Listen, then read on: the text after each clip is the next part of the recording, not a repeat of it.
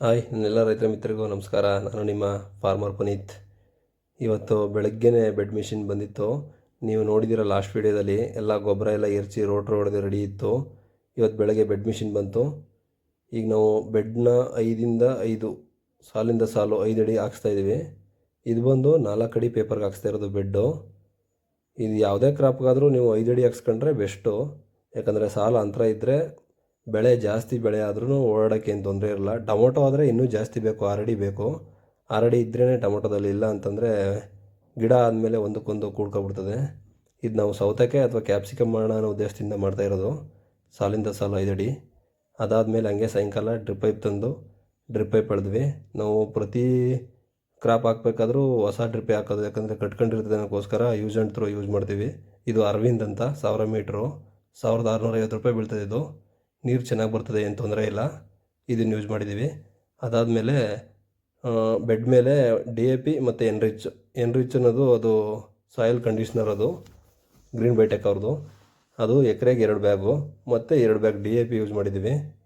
Bed ಮೇಲೆ ಎಲ್ಲನೂ ಬಿಟ್ಬಿಟ್ಟು ನೀಟಾಗಿ ರೆಡಿ ಮಾಡಿ ಸೈಡಲ್ಲೆಲ್ಲ ಪೈಪೆಲ್ಲ ಎಳೆದು ಕಟ್ಟಿ ಎಲ್ಲ ರೆಡಿ ಮಾಡಿದ್ವಿ. ಅದಾದಮೇಲೆ ಪೇಪರ್ ಹಾಕೋರು ಇವತ್ತೇ ಬರ್ತೀವಿ ಅಂತ ಹೇಳಿದ್ರು. ಅದಕ್ಕೆ ಅರ್ಜೆಂಟಾಗಿ ರೆಡಿ ಮಾಡಿದ್ವಿ. ನೋಡ್ಬೋದು ಗೊಬ್ಬರ ಹಾಕಿರೋದು ಈ ಥರ ಇತ್ತು. ಈ ಥರ ಗೊಬ್ಬರ ಹಾಕ್ಬಿಟ್ಟು ಮತ್ತೆ ಹಿಂದೆನೇ ನೀರು ಬಿಡಬೇಕು. ಮೇಲೆ ಗೊಬ್ಬರ ಹಾಕೋದ್ರಿಂದ ನೀರು ಬಿಟ್ಟರೆ ಅದು ಭೂಮಿ ಒಳಗಡೆ ಹೋಗುತ್ತೆ.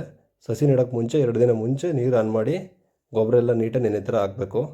ಅದಾದಮೇಲೆ ಪೇಪರ್ ಹಾಕೋರು ಬಂದರು. ಪೇಪರ್ ಹಾಕೋಕ್ಕೆ ಸ್ಟಾರ್ಟ್ ಮಾಡೋರು ನೋಡ್ಬೋದು.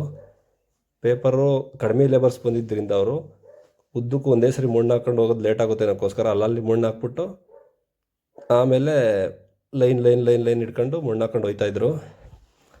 ಪೇಪರು ನೀಟಾಗೆ ಬರ್ತಾಯಿತ್ತು. ಇಂಟೆ ಇದ್ದ ಕಾರಣದಿಂದ ಅಷ್ಟೊಂದು ಕ್ಲಾರಿಟಿ ಕಾಣಿಸಲ್ಲ, ಆದರೂ ಪೇಪರ್ ಚೆನ್ನಾಗಿ ಹಾಕವ್ರೆ, ಏನು ತೊಂದರೆ ಇಲ್ಲ. ಈ ಪೇಪರ್ ಹಾಕಿರೋದು ಬಂದು ಮಾದೇವ ಅಂಡ್ ಟೀಮ್ ಅಂತ ಒನ್ಗಳಿಯವರು. ಇದು 3300 ರೂಪಾಯಿ ಎಕರೆಗೆ ಚಾರ್ಜ್ ಮಾಡ್ತಾರೆ. ನಾ ಯೂಸ್ ಮಾಡಿರೋ ಗೊಬ್ಬರ ಇದು ಎನ್ರಿಚ್ ಅಂತ. ಇದು ಸಾಯಿಲ್ ಕಂಡೀಷ್ನರ್ ಮತ್ತು ಅದ್ರ ಜೊತೆಗೆ DAP ಯೂಸ್ ಮಾಡಿರೋದು.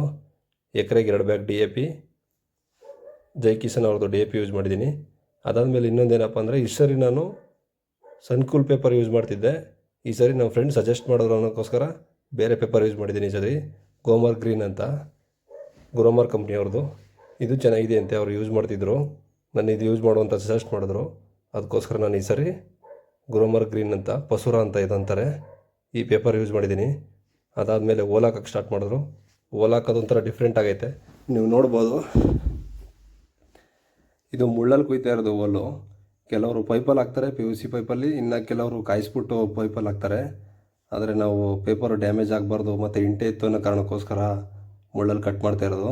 ಇದು ಎಳ್ಳಿಕಾಯಿ ಗಿಡದ ಮುಳ್ಳು. ಇದು ಪೇಪರ್ ಹಾಕಿದ್ದು ಮುಗ್ದಿದೆ. ನಾನು ಯಾವ ಬೆಳೆ ಹಾಕ್ತೀನಿ, ಯಾವ ತಳಿ ಸೆಲೆಕ್ಟ್ ಮಾಡ್ತೀನಿ ಅನ್ನೋದನ್ನ ನಾನು ಮುಂದಿನ ವಿಡಿಯೋದಲ್ಲಿ ತಿಳಿಸ್ಕೊಡ್ತೀನಿ. ನಾನು ಮಾಡ್ತಿರೋ ವಿಡಿಯೋಗಳು ನಿಮಗೆ ಇಷ್ಟ ಆಯ್ತಿದ್ದಲ್ಲಿ ಸಬ್ಸ್ಕ್ರೈಬ್ ಮಾಡಿ, ಲೈಕ್ ಮಾಡಿ. ಮುಂದಿನ ವಿಡಿಯೋಗಳನ್ನ ಅಪ್ಡೇಟ್ ಮಾಡ್ತೀನಿ ನೋಡಿ. ನೀವು ಹಾಕ್ತೀವಿ, ಸೌತೆಕಾಯಿ ಮಾಡ್ತೀವಿ ಏನಾದರೂ ಆಸಕ್ತಿ ಇರೋರು ಮಾಡ್ಬೋದು. ಎಲ್ಲ ಅಪ್ಡೇಟ್ಸ್ ನಾನು ವಿಡಿಯೋದಲ್ಲಿ ಕೊಡ್ತೀನಿ. ಸಿಗೋಣ ಮುಂದಿನ ವಿಡಿಯೋದೊಂದಿಗೆ.